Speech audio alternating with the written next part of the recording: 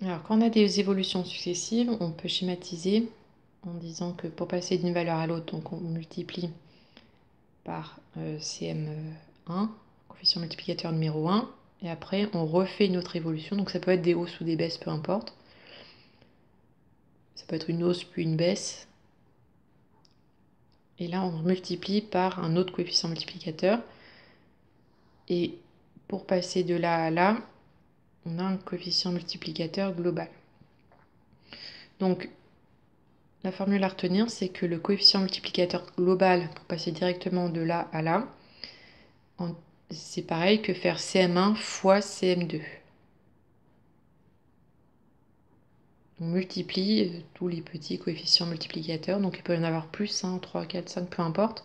On les multiplie tous, et à la fin, le total est égal au coefficient multiplicateur pour passer du premier nombre au dernier. Donc du coup, on n'est pas, bon, avec les coefficients multiplicateurs, c'est le plus simple, mais on peut utiliser directement les formules avec le taux ou le pourcentage. Donc avec le taux, donc on sait que le coefficient multiplicateur, c'est 1 plus le taux. Donc ça fait 1 plus T1 fois 1 plus T2. Je remplace tous les coefficients multiplicateurs par 1 plus T. Ou avec le pourcentage, souvent on nous donne le pourcentage. Donc on fait 1 plus P sur 100. Donc c'est égal à 1 plus P1 sur 100 fois 1 plus P2 sur 100. Donc tout dépend. Souvent on nous donne le pourcentage. Donc on peut marquer ça parce qu'elle est facile à écrire, à retenir. Et après on écrit celle-là pour remplacer tous les P qui nous donnent dans l'énoncé. Après, pour les coefficients réciproques, donc quand on a une valeur, on multiplie par un coefficient multiplicateur, on trouve la valeur finale.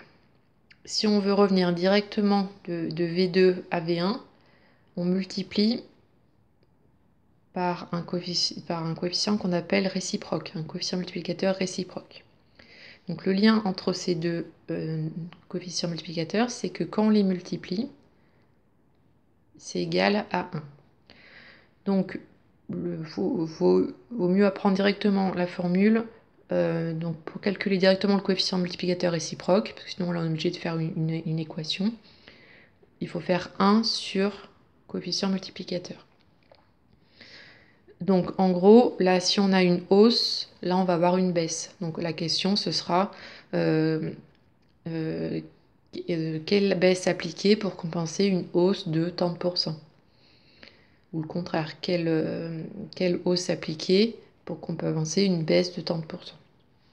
Donc si là c'est une baisse, là sera forcément une hausse et vice versa. Donc après pareil, on peut utiliser les formules, remplacer le coefficient multiplicateur par la formule avec T et P. Donc on a 1 plus le taux réciproque qui est égal à 1 sur 1 plus le taux. Et avec P, donc on a 1 plus P réciproque sur 100 est égal à 1 sur 1 plus P sur 100. Donc encore, comme ici, là, écrivez bien d'abord la formule avec le coefficient multiplicateur, c'est la formule la plus simple. Et après, vous remplacez éventuellement ou vous calculez les coefficients multiplicateurs. Donc c'est celle-là qui est très importante et celle-là. Les autres, vous pouvez les retrouver facilement à partir de ces deux formules-là.